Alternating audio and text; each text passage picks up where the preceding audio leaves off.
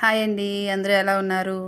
సరే, ఈరోజైతే మన ఛానల్లో కోడిగుడ్డు పులుసు అండి. సింపుల్గా బేగా అయిపోయేటట్టుగా అయితే నేను చేశాను. చూడండి, 5 గుడ్లు అయితే ఉడకపెట్టి పక్కన పెట్టుకున్నానండి నేను ఫస్ట్.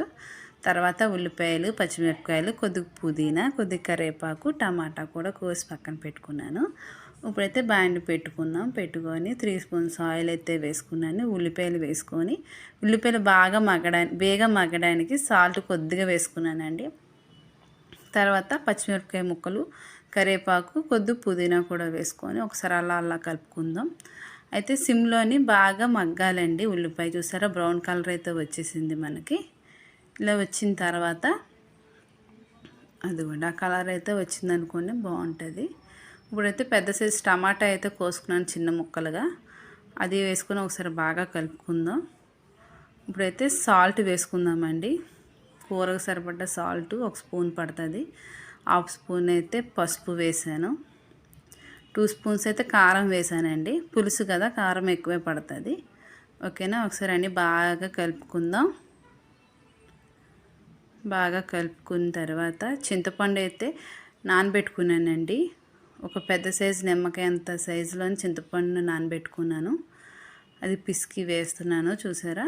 అలాగే 2 టైమ్స్ అయితే వేసానండి నేను. బాగా కలుపుకొని మళ్ళీ ఇంకొకసారి కూడా కలిపి వేసాను చింతపండు పులుసు. చూసారా, అలా వేసుకున్న తర్వాత బాగా బాయిల్ అవుతుంది కదా. ఇప్పుడు కోడిగుడ్లు ఉన్నాయి కదండి, పొట్టు తీసి పెట్టుకున్నాం కదా, చాకుతోటి గీతల్లా పెట్టుకొని గంటు పెట్టుకొని వేసేయడమే. అంటే పులుసు అది వెళ్తుంది, కారం ఉప్పు కారం అన్నీ వెళ్తుందండి, బాగుంటుంది. 5 గుడ్లు వేసేసాను. ఇలా మరుగుతున్నప్పుడు కొద్ది కరివేపాకు, పుదీనా, పచ్చిమిరపకాయలు కూడా నేను ఎప్పుడూ అలాగే వేస్తాను. బాగుంటుంది, మంచి స్మెల్ కూడా వస్తుంది. తినడానికి బాగుంటుందని గుత్తుల్లా వేసాను పచ్చిమిరపకాయలు, ఒక 3.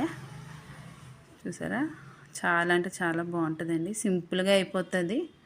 20 నిమిషాల్లో కూర అయితే రెడీ అయిపోతుందండి మనకి. చూసారా, కొద్దిగా దగ్గర పడింది. ఇప్పుడు ఉప్పు సరిపోయిందా లేదా ఒకసారి చెక్ చేసుకోండి. ఓకే, నాకైతే పర్ఫెక్ట్గా ఉందన్నమాట.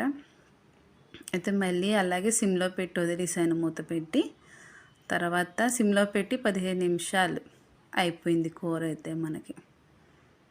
చూసారా, రెడీ అయిపోయింది. ఇప్పుడైతే టేస్టింగ్ టైము. రైస్ వడ్డించుకున్నాను, ఒక ఎగ్ వేసుకున్నాను, కొద్దిగా పులుసు వేసుకొని కలుపుకొని తింటే సూపర్ అంటే సూపర్గా ఉందండి. మీకు ఈ కూర మీకు కూడా నచ్చినట్టయితే లైక్ చేయండి, షేర్ చేయండి, సబ్స్క్రైబ్ చేసుకోండి నా ఛానల్. ఓకేనా.